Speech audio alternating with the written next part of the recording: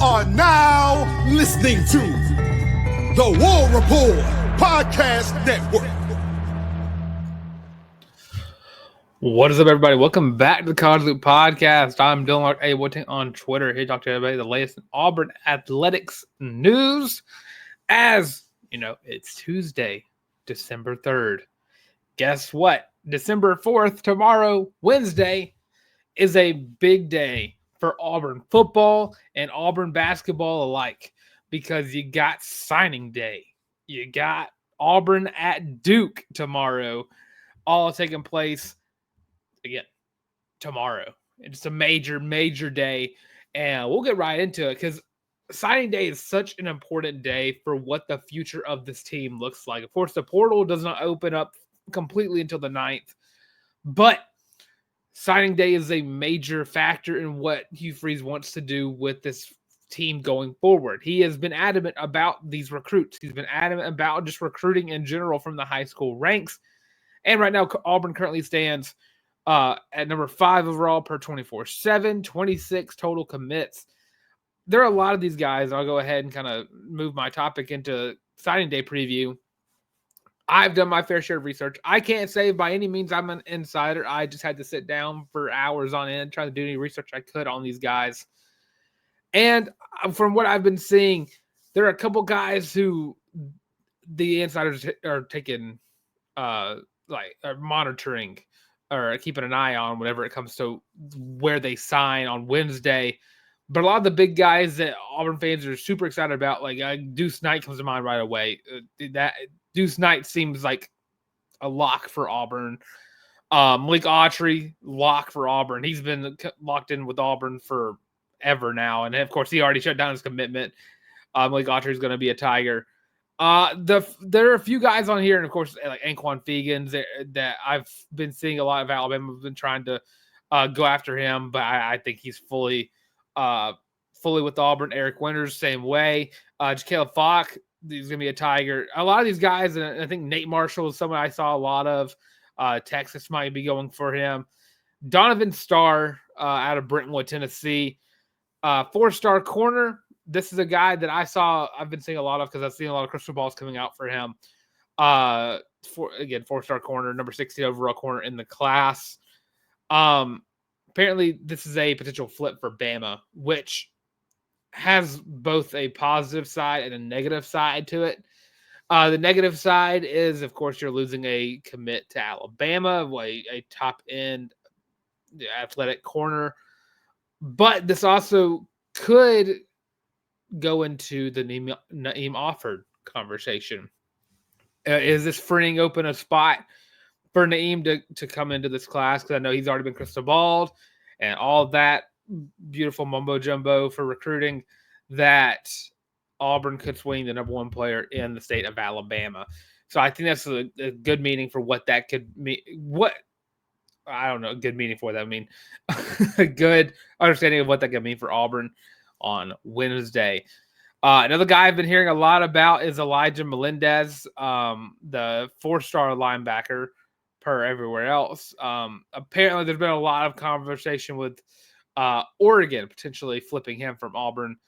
But there are a lot of guys Auburn still needs to work on maintaining. And Elijah Melendez, you look at Nate Marshall, you're looking at Jared Smith. Jared Smith, the number 1 player in Auburn's recruiting class for 24/7, number 2 on 3. South Carolina has been very adamant on adding another edge rusher to their outstanding defensive line. Dylan Stewart went out and balled out as a freshman. And, of course, that's a good selling point that, we have a guy who's just a year older than you who's out here demolishing offensive lines in the SEC. But, Auburn does have a lot of depth needed at the defensive line position.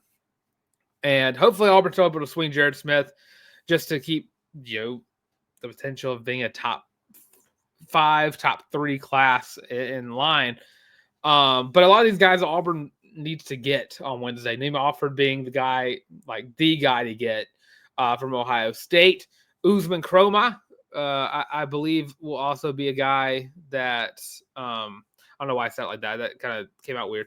Usman Kroma The Georgia commit running back has been one of Auburn's top running back targets, him and Alvin Henderson, trying to flip him.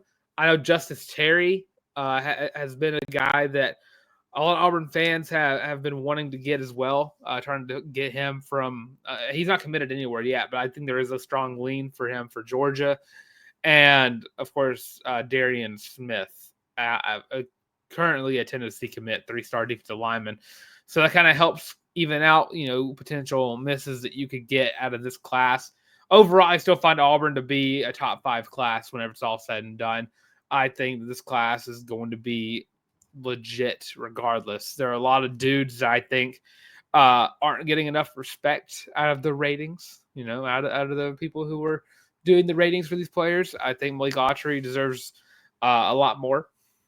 I'm telling you, that dude's going to be a dog. And of course, there are a lot of disparity in all the rankings across all the sites. I think there's 4 total: Rivals, ESPN, On3, and 24/7. Trying to use the ones that give them the highest rating. But I have my graphics ready to go for Wednesday. It's going to be a big day. It's going to be typically the signings are done pretty later on in the day, like 4 or 5 o'clock.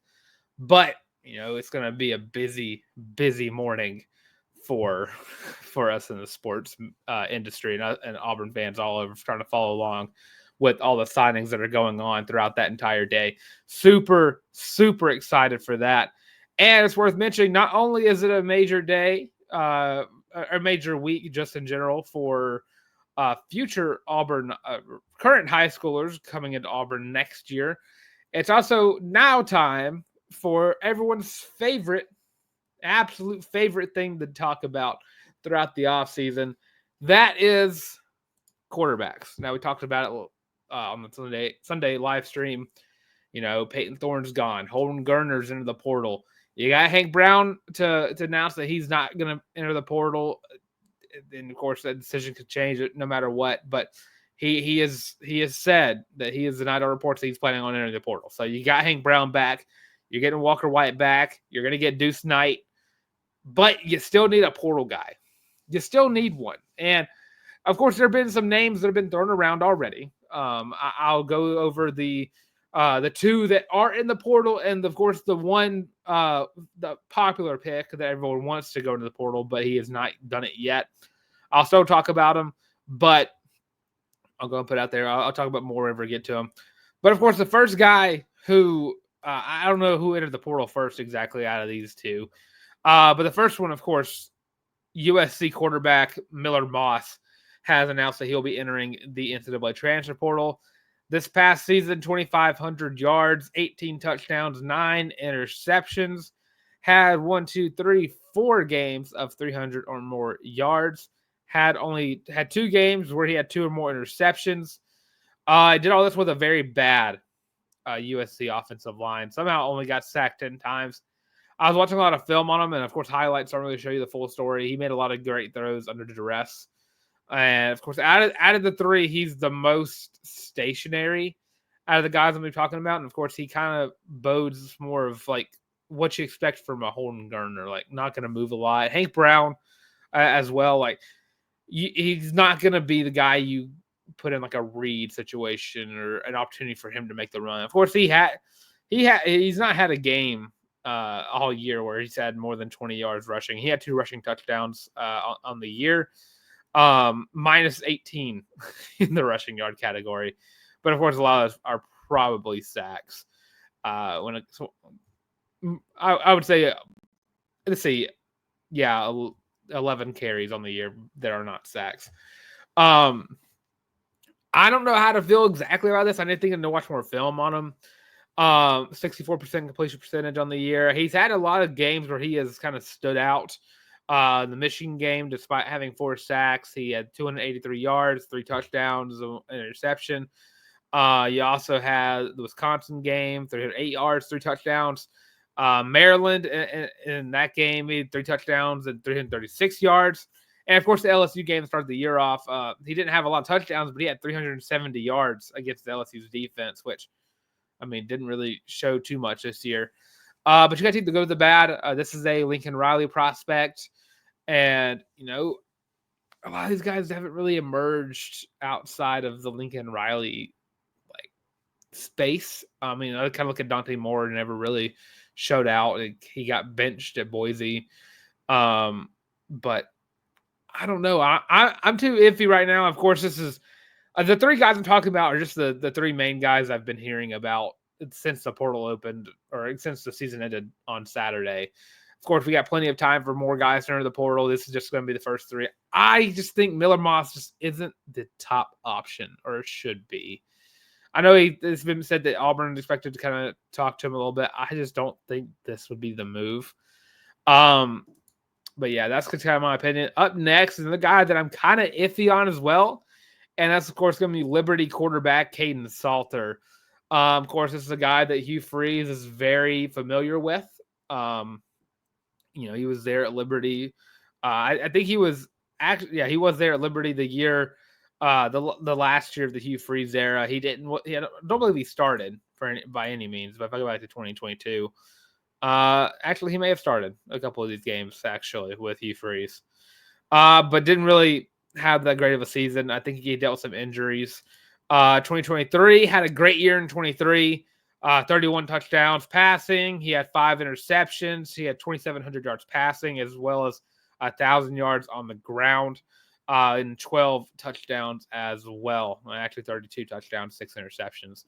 Only got sacked 9 times. Dual threat guy. He's definitely one of the more. I guess he would fit the scheme in a way, but again, back with Miller Moss, taking the good with the bad. Look at this past season: 1,800 yards, 15 touchdowns, 6 interceptions. Liberty started off the year 5-0 and had an absolute collapse to end the season.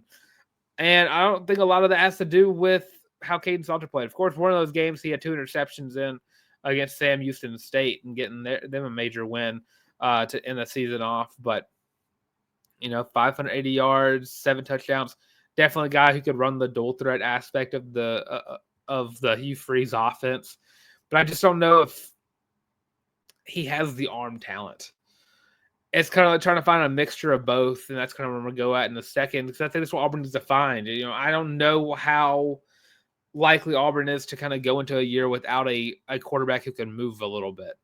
That's kind of the issue here. In case, of course, Caden Salter is a great dual threat guy, but there's inconsistency with his arm. 56% completion percentage. In the last game of the year, he had 34% completion percentage and just had a rough span to end out the year. At Western Kentucky, they won that game, but he threw 11 passes, 6 for 11, had 11 carries. And that kind of brings me to the third guy. I mean, this guy has not entered the portal yet, but there's been a lot of speculation that he will, mostly because his coordinator has since left and has gone to Oklahoma. And that, of course, is John Mateer out of Washington State. This season, Mateer's putting up some great numbers. 3,100 passing yards, 29 touchdowns, 7 interceptions, 826 yards on the ground, as well as 15 touchdowns on the ground as well. Do all that with 64% completion percentage. Got sacked 31 times this year. In one of those games against Boise State, where he threw 37 passes, he got sacked 8 times. So not a great offensive line that Washington State was dealing with this past season. But watching a lot of highlights of Mateer, because I don't watch Washington State all that much, but I had to get familiar with him because he was a guy that everyone was kind of adamant about being the main target. If he does enter the portal, dude's a dog. I mean, he makes a lot of tough throws. He gets the ball down the field. He is a dual threat guy through and through. He runs tough and is not afraid to get hit. And it's kind of what you want to look for when that kind of goes back to like the Chad Kelly that worked very well in a Hugh Freeze offense. A guy who's not afraid to get hit. He's 6'1", 219 out of Texas. But if he does enter the portal, it will be a battle to get him. He's going to be a top commodity. I could imagine whenever the portal ratings come out, I do think he could be one of those guys who is going to be talked to by everybody who wants a quarterback. But if I book a little bit and put Auburn up there, I think the biggest battle for them is going to be Oklahoma. Again, they just hired his offensive coordinator, and it kind of bothers me a little bit that it would just kind of throw Jackson Arnold and who these two are the same age, I believe at least. They're both sophomores, but okay, he's a redshirt sophomore. So he has a year on Jackson Arnold, and then I just think it would be a little. I guess you got to bring in your guys you want, but I think Jackson Arnold can emerge next year if the offense runs correctly. But I think Mateer would be the greatest option here out of the three. Of course, I don't think that. Again, I think it's too early to call, but it's worth talking about, because we're going to be talking about this until Auburn gets one. I think with Walker White, but with Hank Brown announcing that he's not going to enter the portal, I think that you really just need to get one guy. I think that kind of evens it out because Hank Brown's going to be a junior next year. So I think you bring in one guy and that kind of be your guy going into the next year. And then if you kind of see what you do with Hank Brown, have a battle, give Walker White a year, Deuce Knight gets a year to kind of learn some more under Hugh Freeze. And of course, Deuce Knight gets to learn just in general under Hugh Freeze. And I think Mateer would be the best option if he does enter the portal. And of course, that's the if. This is a major if. I put like in major letters here. If John Mateer enters the portal, I think he'd be the top option for Auburn going into the 2025 or 2024 offseason. So, yeah. And, of course, that kind of just goes into some other things. I'll have a whole show later on talking about everything Auburn needs to attack in the portal. Probably it might be the Thursday show. But I do need to mention some news from the portal as well. I'm going to kind of go from topic to topic here. So this kind of spoiler alert. I think Auburn does need to get at least like one receiver, and I'll probably talk about that Thursday. I'll have a shopping list of everything Auburn needs to go at in the portal this offseason. But there are some news regarding Auburn players. Auburn now has 4 total players right now who have announced they're planning to enter the NCAA transfer portal. We've already talked about Holden Gerner and Micah Riley from Sunday. But now you're looking at E.J. Harris, a sophomore offensive lineman. Just kind of got pushed back on the depth chart, looking for better opportunities for him. So best of luck. And then recently, I guess recently as in last night, this happened about an hour or so ago from when I'm recording this. Defensive lineman Gage Keys announced that he will plan to enter the NCAA transfer portal as well. Gage Keys, of course, a transfer from last year, brought him in from Kansas. Never really emerged out of this group. You had it's into E.J. Harris. You had the younger guys kind of come in and kind of just take over. It happens when you constantly bring in guys like this that are capable of playing right away. Like look at Malik Blockton, able to probably get the carries Gage Keys could have gotten had Malik not been a dog from the get-go. But best of luck to these guys. I very rarely wish ill of anybody who transfers out of Auburn. I really only I only ever wish ill upon a transfer if they go to Alabama or Georgia. That's really it. But I do wish those guys the best of luck, all 4 of them, Holden, Micah, EJ, and Gage, of course. I hope they find their landing spot that gets them to the next level, because I believe anyone who's good enough to play for Auburn is good enough to go to the NFL at some point in their career. So, with that, we're going to quick little break. And outside this break, we're talking about Auburn basketball, men's and women's, as the SEC ACC Challenge comes to town, or comes to our TV screens tomorrow. And of course, I think the women play on the 6th, if I'm not mistaken, or the 5th. I think it's the 5th for Auburn women's basketball. So let's have this break. We'll be right back with some previews for the SEC ACC Challenge. So stay tuned, and we will be right back. Are you tired of having to rummage through just clothes after clothes after clothes, looking for something to wear? Are you tired of your friends making fun of you for your terrible fashion sense? Well, do we have the shirt for you? Go to thewarreport.com, get your laptop out and do it right now. Go to the shop and get your very own Feelin' Loopy t-shirt as well as your college loop hat, and you can get both of them for only $25 each. Plus shipping and handling, of course. But with that, now back to your regular scheduled program. So yeah, that's available on thewarreport.com. First page is the college loop hat. Second page, Feelin' Loopy t-shirt. Go check those out. They come in all different types of colorways. And, of course, don't forget that that's only one way you can support the show. I love all 912 of y'all, 913 of y'all, whatever number we're at right now. I love however many of y'all subscribe to the channel. But, you know, that the merch is a good way to support the channel. But the best way you can support us over here at the College Loop is by liking, by subscribing, and by commenting. Leave your thoughts. Where do you think Auburn finishes at in high school recruiting rankings, as well as the transfer portal? And, of course, who do you think is the best quarterback option? Do you think Miller Moss, Caden Salter, who are in the portal, or if John Mateer were to enter the portal, do you think Auburn should go all in on them? I think the checkbook, blank check to whatever quarterback wants to come, or whatever top end quarterback Auburn is interested in, because you got to get a good one if you want to start winning next season, because you got to start turning them losses into wins. And then we talk about it Sunday. Auburn would be 8-4 if those one score losses were flipped. You got to fix that. You got to build that winning mentality, and you do that by recruiting and getting the right guy to make the plays on the offense. So, as I said prior to the break, Auburn men's basketball is looking to take on the Duke Blue Devils in the SEC ACC Challenge. That'll be on December 4th at 8:15 p.m. CST. So after the long, grueling day of going through signing day, I say grueling, it's going to be a fun day.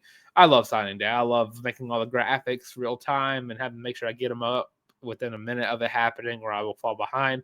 I love that aspect of signing day.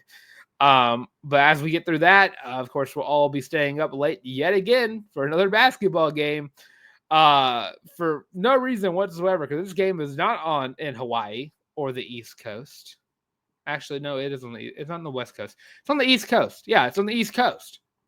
So while we're playing this game at 8:15 is beyond me. This game should be at 6.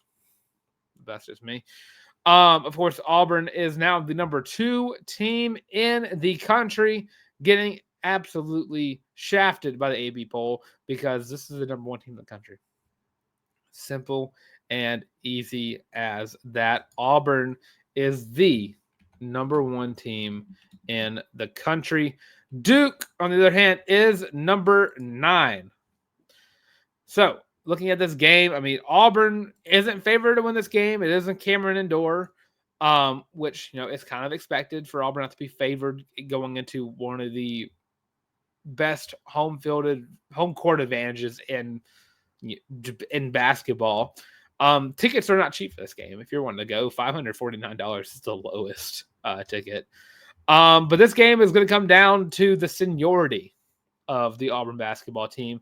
Cooper Flagg is having himself an absolute balling season for the Duke Blue Devils, currently leading them in points, rebounds, and assists as a freshman.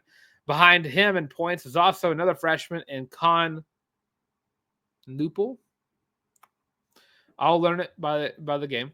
Tyrese Proctor also behind them with 12.4 points per game. This is going to be a major game for both sides. It's going to be an opportunity for Auburn to really show off that they are the top team in the nation. You know, Auburn's already beaten a top 4 team, a 5 team, I think just 4 ranked teams in total. Memphis should be ranked. I don't know if did they rank Memphis? They better have, because they really earned a ranking after how they played in that entire tournament. Excuse me for just pausing for a quick second, and they are not ranked. Are they not ranked? All right, they did rank Memphis. They're now they're 16. They went from 0, not ranked to 16. So Auburn now has officially 1, 2, 3, and 4 ranked wins in total. Memphis, North Carolina, Iowa State, and am I crazy? Have I lost my mind? I'm surprised if I have. Houston, Iowa State, North Carolina, and Memphis. So yeah, 4. I was forgetting Houston for a second. So that's 4 ranked wins on the year. All at the point of winning, they had 3. They're all in the top 15. Memphis now gives them 4 top 20 wins. Duke, of course, has dealt with some difficulties this year. They are currently 5-2 on the year, losing to teams such as Kentucky by 5 at Kentucky, and also losing to the number 1 team in the country in Kansas, 75-72. So yeah, it's gonna be a tough game all around. But this game comes down to the 10 guys that Auburn's going to rotate. There are 10 or 11 guys that Auburn's going to rotate. Auburn has one of the oldest rotations in the country. That's no surprise to anybody. This is a team full of seniors and a couple of freshmen. And you got to utilize all those guys. Johni Broome's going to be a major factor in this game, as is always the point. But you're going to have to figure out who's going to be the guy to emerge. You got to have another guy besides Johni Broome. Of course, that's been the story of the season thus far. Is not only is Johni Broome balling, but he also has at least one other guy who's balling with him. If Auburn wants to continue to show off that they are a top team in the country, and of course, a loss in Cameron Indoor Stadium does not do anything to dissuade anybody from thinking Auburn basketball is a top team. But it kind of depends on how you lost, really. But Auburn has a real opportunity here to really prove doubters wrong. And, of course, doubters meaning anyone who did not vote for them to go in the top spot in the AP poll. Of course, this game probably going to come down to guard play. You're looking at Denver Jones. You're looking at Todd Pettiford, Miles Kelly, JP Pegues. Those guys got to be on their A game. JP's got to start shooting better regardless. But Miles Kelly's got to get on. He's had some games where he just hasn't shot well. And, of course, Chaney Johnson's been balling out all year long. But, yeah, guards have to play well in this game. And, honestly, I think I'm going to boog a little bit and say I don't think I'm booging when I say this. I think Auburn is going to win this game. I think it's going to be hard fought. You might not know who. This might be another Houston game where you don't know who the winner's going to be until the last 2 minutes of the game. Because I think these teams are like that close in talent. They're that close in just terms of how good they are. The two top 10 teams. Auburn's traveling to one of the greatest like basketball atmospheres in the country. And I want to give Auburn the win here. I think Auburn wins it, and I think they'll win it very close. I'm thinking like 75-73 range. Like this game is going to be down to the wire, and it's going to come down to who will emerge as another scorer besides Johni Broome. I trust Auburn's defense. I trust their offense too, but Duke's got a really good unit, and their defense is one of the top in the country. And you got to get guys to also kind of go with you here. You got to get guys. You got to get more than just 2 guys here that are putting up points. And, of course, I think Chad and Johni are going to always be on it. But you got to get a guard on here. I think Denver Jones, Miles Kelly, Todd, all capable of doing that. I mean, I'm not doubting anything that this team can do. This team can do anything. I think this team is a favorite to win the championship. But you got to win here. You got to win here. And I realized I forgot to change the topic here. So I think Auburn wins over Duke. I'm going to say, again, 75-73. Close, hard-fought, fun game to watch. But also very, very stressful to watch as well. And that brings me to the last topic for today's show. Women's basketball doing their thing in the SEC ACC Challenge, taking on Virginia. Auburn currently favored to win this game. This game is going to happen on Thursday. So I thought about doing a preview on the Wednesday show, but I decided against it. So Auburn goes into this game with I believe 3 losses as it stands. Lost to Oregon, Cal, and Kansas. Real opportunity here for Coach Jay and company to turn a corner. You saw there's you lost by 2 to Oregon, you lost by 4 to Cal, you lost by 1 to Kansas. You just got to continue to find ways to win. And I think you can start doing that here. After this, you have a pretty reasonable non-con slate.